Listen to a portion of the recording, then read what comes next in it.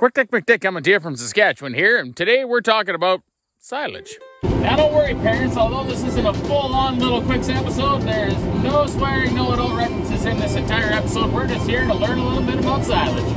Now these beautiful critters, known as cattle, spend their entire summer here in glorious Saskatchewan sequestering carbon in our marginal land. Not only that, but they're making sure that they manage the overgrowth in it so that it's a healthy ecosystem for all different walks of life to share. But did you know that it's not always pretty in Saskatchewan here? So when wintertime strikes, we need to make sure that we've got enough feed to keep these critters fed. We do that using hay and silage. Now you see, with hay, we cut it green in the field, we let it dry in the field, and then we roll it up tight into bales and stack it like this, and that's how we keep hay. But when we do silage, we want to put it up when it's green like this, because that's going to give us different protein and sugar levels in the wintertime when we feed it, but we'll talk more about that later. Now there's different kinds of crops that different people use for different operations for silage, and it ranges from corn to alfalfa to a grass mix. Sometimes it's a whole forage mix, but in our case, we're going to be using barley. Now there's a whole bunch of different kinds of barley. So the kind of barley that we're using for silage is a forage barley, and it's this barley on the left. It's got thicker stalks, leafier, it grows taller than your normal barley, and it's got a really nice, juicy, plump seed on the end of it. Now my friends, if you want to have silage to feed your herd in the wintertime,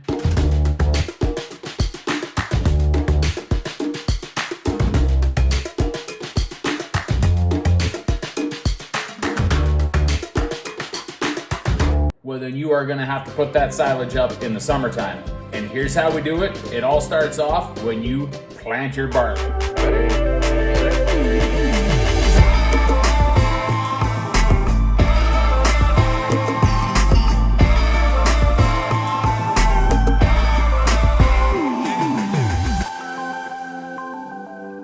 So then we let good old Mother Nature do her thing for us and grow the barley. Now, this isn't golden brown. You want to do silage with barley when it's at a mid to late dough stage.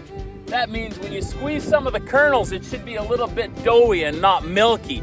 This is the perfect amount of dry and green matter that we're going to get maximum nutrients out of this barley. So we take our made in Canada swather and we start cutting the silage down as the next step. Swathers are a pretty simple unit. There's three major pieces to it. You got your cutter bar right here that does the cutting. You've got your reel right here that spins and folds the crop down into the cutter bar. And then you've got this belt back here called a canvas. So once the crop gets cut and laid onto it, it shuffles it all the way down here, right to the middle of the swather, and then it folds the swath out underneath it right there. Want to see it in action? Of course you do.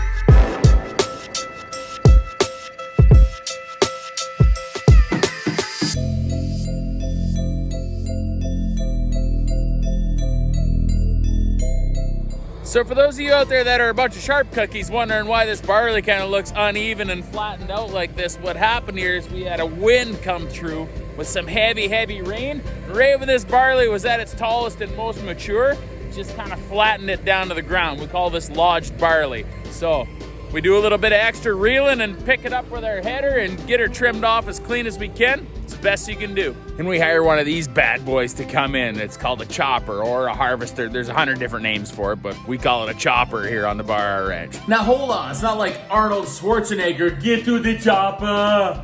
Get to the chopper! It's a forage chopper. Now what the chopper does is it picks the swath up right here, comes back into the feeder house back in here, and there's a big set of knives way back in the back that rotate really fast and chop the silage into tiny little pieces. Then after it's chopped, it makes its way back into here and it gets thrown up this spout right here, and then it makes its way all the way up. And when it comes out the end of the spout right there, it goes into the truck.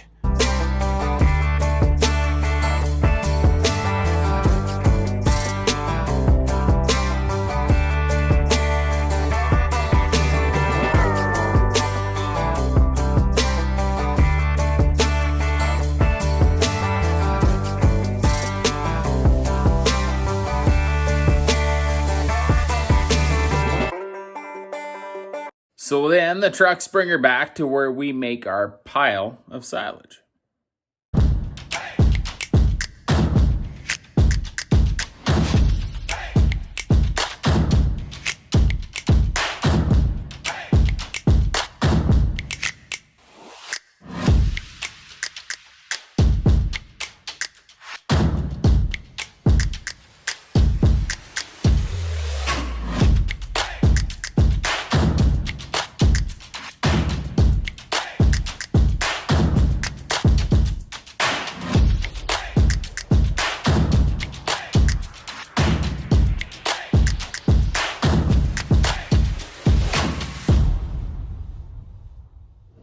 When it comes to storing silage, some people have pits, some people have silos, but what works best for our operation out here is we make a pile. So as the trucks keep bringing the silage in, we use a tractor with a blade and a packing tractor to shape and pack the pile. You want to see it? Of course you do.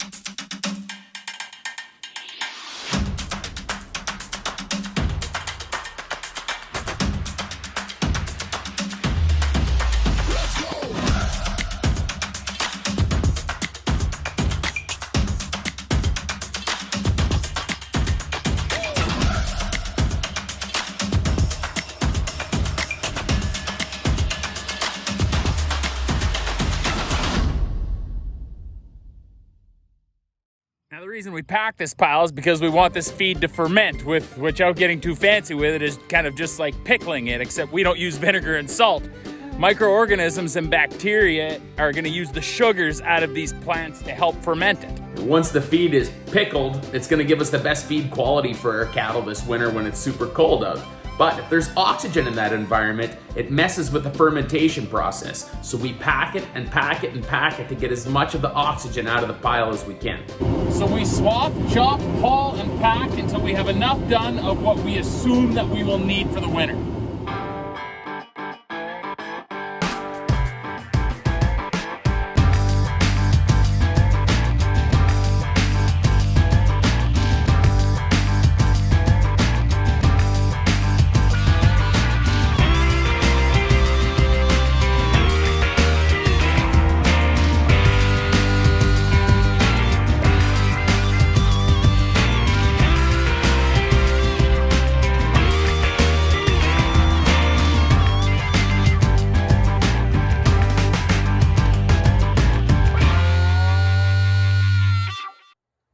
Then once we got it all chopped, packed, and piled, we got to keep that oxygen off the top of the pile, so we're going to cover it in plastic.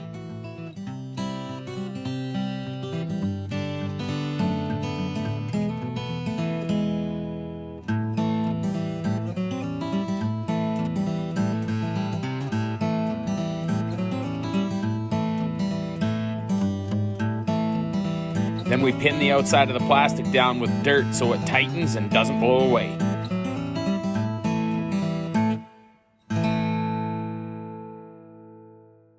So now we're just going to leave it here and let it ferment, and we're not going to open this pile until we need it to feed the cows this winter. And of course, don't forget the best part about making silage.